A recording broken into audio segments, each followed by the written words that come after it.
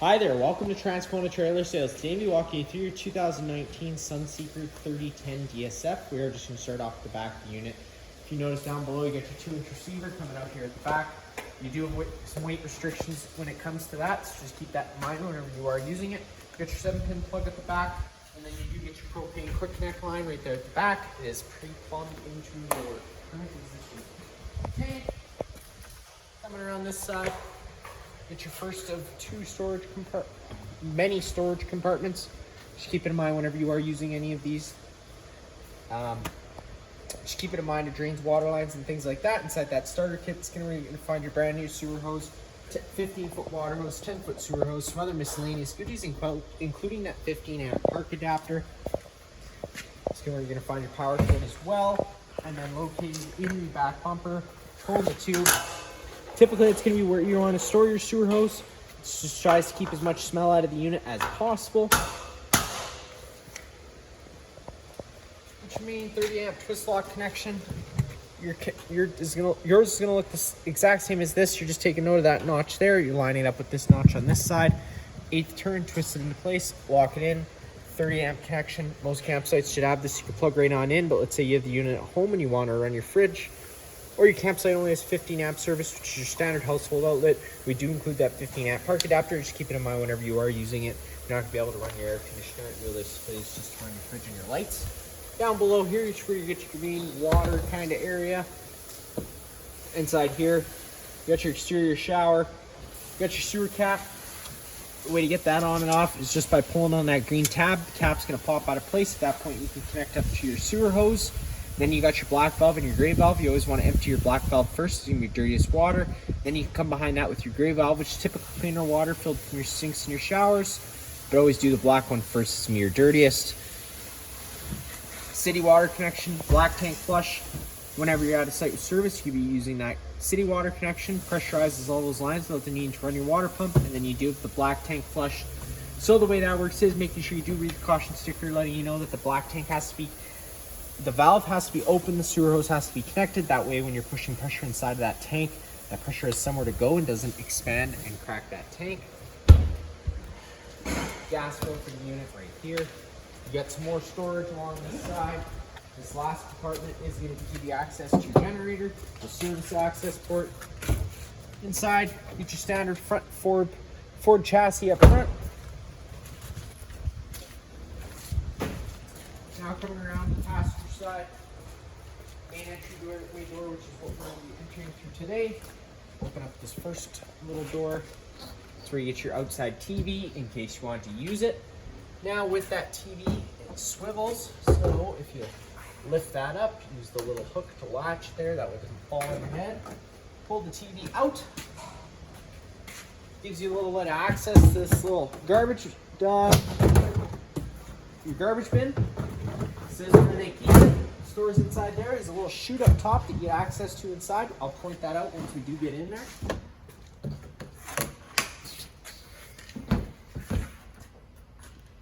Then down below, you're just going to have some more storage. Right here, you're going to have a service port for your hot water heater.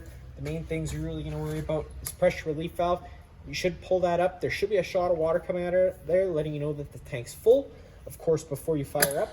Now, I do have that tank drained and winterized because the customer is picking it up and it's the end of the year. So that's why there's no water coming out of there. So it wouldn't be safe to fire this water heater because you do run the risk of burning it out. 1-inch drain bolt right down here in case you need to drain it. That's where you would do so.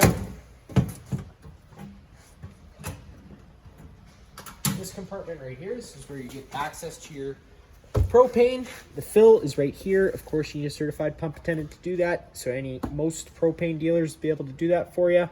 Then you get this little valve clockwise, like I'm going now, turns the propane off. Counterclockwise turns the propane on. You got a level thing here. It's also another one that's going to be on the inside. Furnace exhaust, whenever your furnace is running, this will be blowing out hot air, so just be mindful of that. Right here, that's where you get your fresh tank fill. So if you're out boondocking, or you just want to take some water traveling with you, if you put a garden hose in there, turn it on, that is going to be what fills up your fresh tank.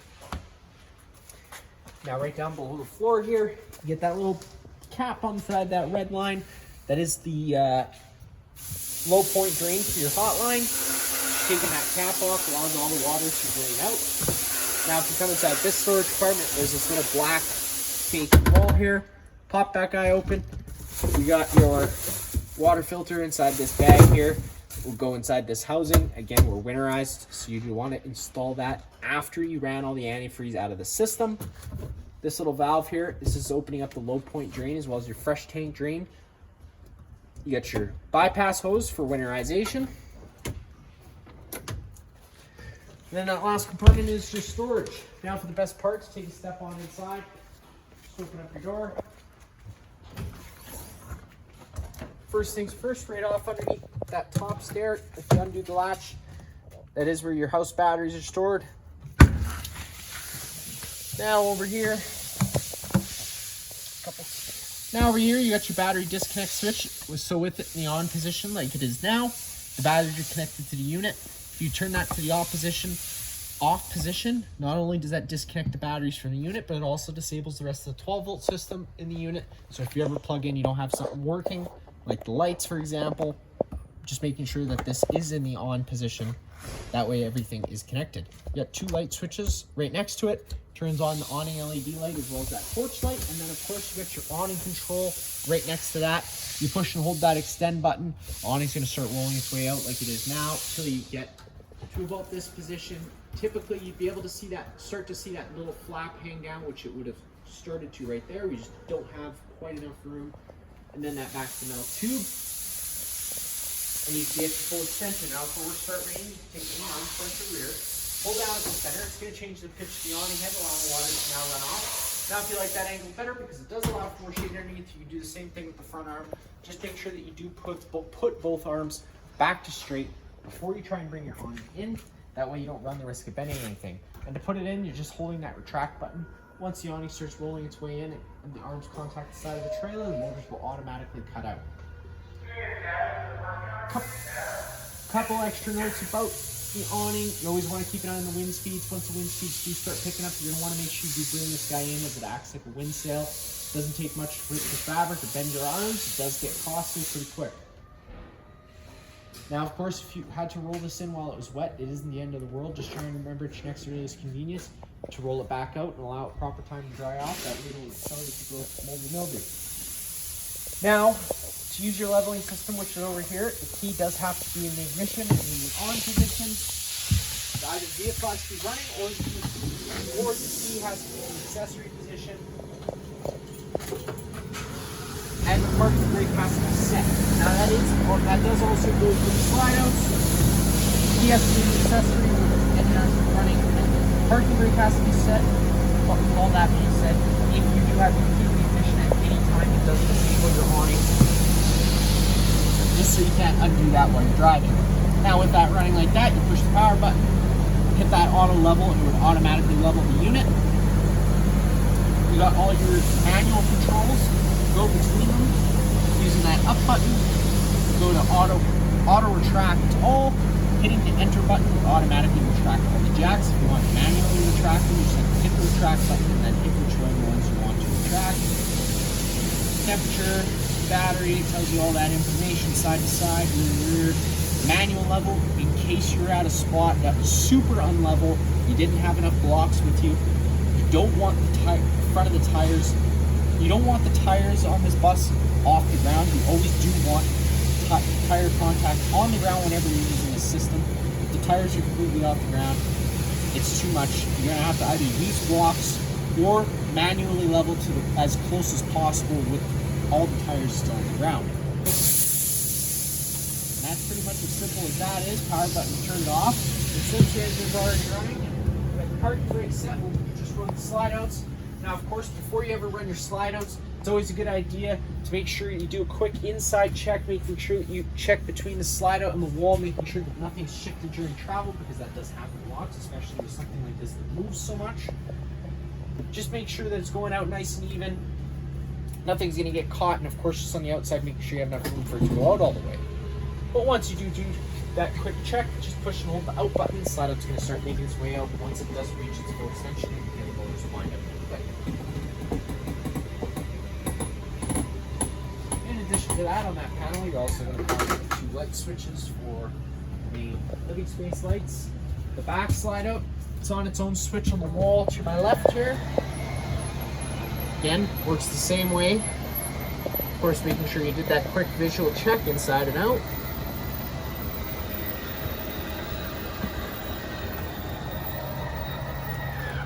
And you're all done. So I'm going to go kill the ignition just so I'm not fuming up the shop for no reason. Turn the radio off so we don't get demonetized. Now once you get the stuff on inside, we'll go over the inside. This cushion slides into place real nice. Just take it, plop it in like so. That's then where you could snap in your stair so you can get in and out nice and easily. The other owner did install this little net system in case you wanted to, do that with that. That's how you do that. Underneath the headrests here, you do get some storage space as well as a couple plugins. So if you did have somebody sleeping up here, it's a good place to plug in your phone. Up top here, you got your main coax outlet. This little black button here, it's probably hard to tell on camera, but if you push that button, it turns that green light on. That turns the antenna on the roof. Now that's going to improve radio frequency and cell phone frequency as well. So I do typically recommend turning it on when you are camping, but always trying to remember to turn it off whenever you're not using it because it does draw battery power. You got your stereo over here, which is pretty much self-explanatory, except you get your different zones. Of course, one zone is going to be for your outside speakers, one zone is going to be for your inside speakers. Other than that, pretty standard stereo. Over here, you get a couple little booster. You do get a couple booster seats in case you can't see over the steering wheel. Then you get this couch. If you pick it up with the foot, pull it. Sorry. You gotta first remove the cushions.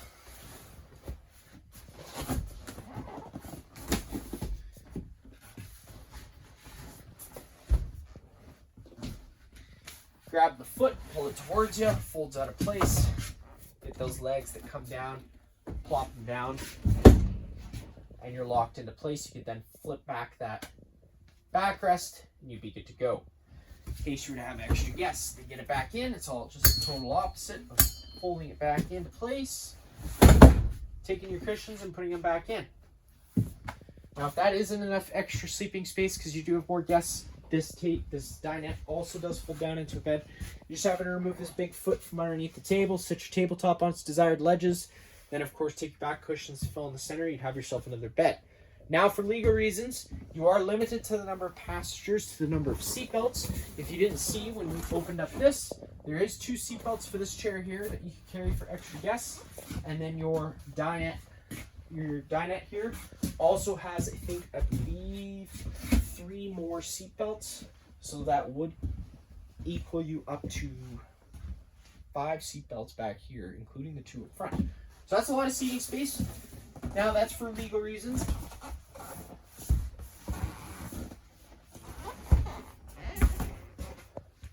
Now in this kitchen space, again, tons of storage, just of course being mindful of drains, water lines, and things like that. You got your little garbage chute here. That's what goes into your garbage can that you get access to from the outside. You get a couple extra sink inserts in case you break them or cut them or do whatever. These 4 screws here, if you do remove them, gives you access to your water, back to your water heater for winterization to get to those bypass valves. Coming to your stove, because it's gas, we do have an LP detector. Because this unit's equipped with gas, you got your LP detector right here near the ground. If this guy ever starts going off, don't panic. Just turn off the main supply of propane in front of the unit, open up some windows and vents, get some fresh oxygen inside of here. Now, if you've left the unit for a while, you turn the propane off while you weren't using it. Typically, once you do turn the propane off, it allows air into the system. Once air makes its way in, it does have to be purged out. The quickest, easiest way to do that is going to be by firing up your stove. It allows you to purge out that air the easiest, just because you get to decide how long the gas runs for and how many sequences you try to light it for. If you were to try to fire up your water heater, your fridge, or furnace without first purging the system, those only try lighting themselves a couple times. If they don't sense a flame, because there's no gas there yet, it could throw a fault code, and if you don't know what the fault code means, it could throw a little wrench in your weekend. So again, just come to your stove first thing, turn that knob over. Whenever you have the gas valve on, any of the gas valves, always making sure you're hitting that sparker every few seconds. That way you don't have a buildup of gas and minor combustion, because if you were to have that and your face was close by, you could lose some eyebrows and eyelashes, and we don't want that. So just being safe whenever you are using the stove or any of the gas appliances. As you can tell right now, it can take a few minutes sometimes just to get air coming out, but just like so, if you just keep hitting that sparker every few seconds, once there is gas coming through, it'll light right away and you're good to go. Same thing does go for the oven. Turn this knob over to the pilot option, push and hold the knob in, give it a few seconds, again allowing air to make its way out. Hitting the sparker just like you did up top, except the flame is going to happen back here on the right side.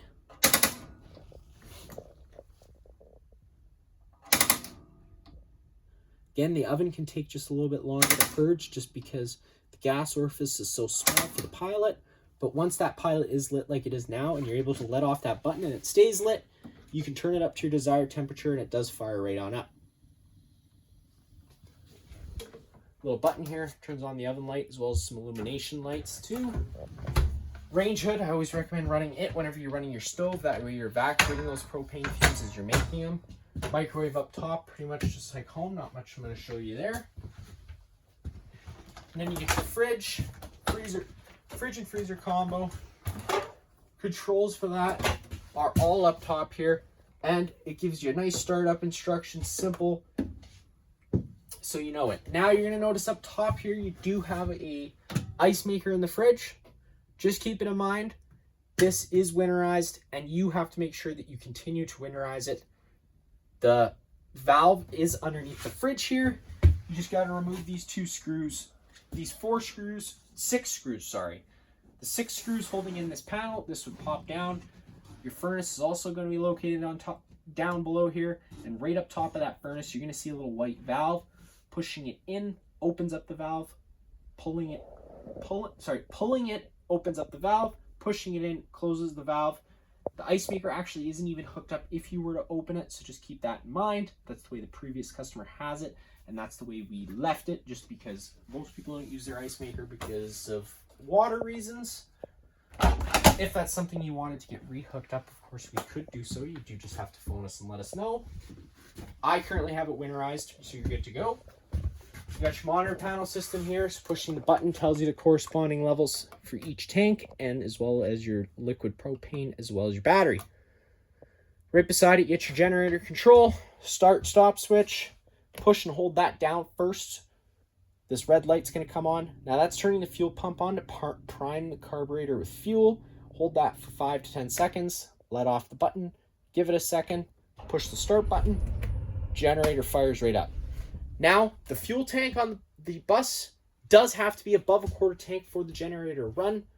The bus is currently not that much fuel, so that's why the generator start and then stop there, because there's not enough fuel to get to it. With all that being said, most people aren't going to be running 91 octane inside a bus like this. You only run regular gas, which is fine, but your generator is a small engine. It has a carburetor, so it's always a good idea to put a little bit of fuel stabilizer in with each fill up, and always run your generator at least once a month. Run it for a good 10 minutes while you're running either your air conditioner or another high drawing appliance, like maybe your microwave, just to run it up, just to keep things free and moving. It's always good like I said, once a month, just start it up, keep things flowing, use fuel stabilizer if you can. Slide out switch, we already went over that. We got a driver's side rear light, which is a light right above your dumping station. It's going to light up at night in case you were dumping at night. This does have an extended camping season package installed. You got Arctic pack system, which is essentially pads on the bottom of your tanks that heat up when this is turned on. Now just keep it in mind that is for that 1 to 5 degree mark for camping season. If you're camping below -0, you do run the risk of things freezing, so just keep that in mind. Water pump switch draws out of your fresh tank, and then you can fire up your electric. You can fire up your water heater on either gas or electric. If you fire it on gas, you start this button. Water heater is going to try lighting itself for 3 times. If on the 3rd try it doesn't light, this fault light's going to come on. At that point, turn the switch off. Give it, a minute. Allow it time to reset, and then try turning it back on. That goes for anything gas. If it doesn't fire the first time, always try it a second time. Just might be a purging issue. Then if you do fire it on electric, always triple check that your tank is full before you turn it on electric, because as soon as you push the button on, it turns the element on inside the tank, and it only takes that element a few seconds to be running out of water for it to burn out. So again, they're about 120 bucks each. Gets pretty pricey pretty quick if you keep burning them out. Into the bathroom area, first off, get your shower. Again, pretty self-explanatory. And then you get your toilet area. Now you're probably wondering, okay, what if we have guests and I want a shower? Sunseeker's got you figured out. There is a little magnet at the bottom of the door to hold this closed, so you do have a little bit of extra privacy in case you're going between the bathroom and the bedroom or toilet or whatever. That does magnet close. Nice little towel rack on the wall. Up above my head here, if you open this up, turning this counterclockwise, it gives you that fan to turn on and off, which is actually on this switch here, so you don't even have to use that button. Previous customer already had max air covers installed, which is a +1 for you. That's going to allow you to, if you forget this open, it's not the end of the world. It's not going to get wet inside of here. It's going to add a little bit of extra protection against hail. You got your main GFI plug on the wall here. You got test down below, reset in the middle. If you ever have an outlet that doesn't work, this would be the first place I'd check. Just double check it's not tripped. They can trip for the dumbest reasons. Just a quick thing to check. Pretty much your standard bathroom, minus that these people did opt to go with the bidet option. To get it to work, you do actually have to have the flusher pushed down and this in your hand with the button pressed for it to actually spray. It won't spray if you don't have the flusher down. It's going to be it inside there. Now inside the bedroom, it's pretty much your bedroom. Tons of storage space, even more storage space. Again, pulling on the TV gives you access to back here in case you wanted to put a DVD player. They left you a couple extra plugins.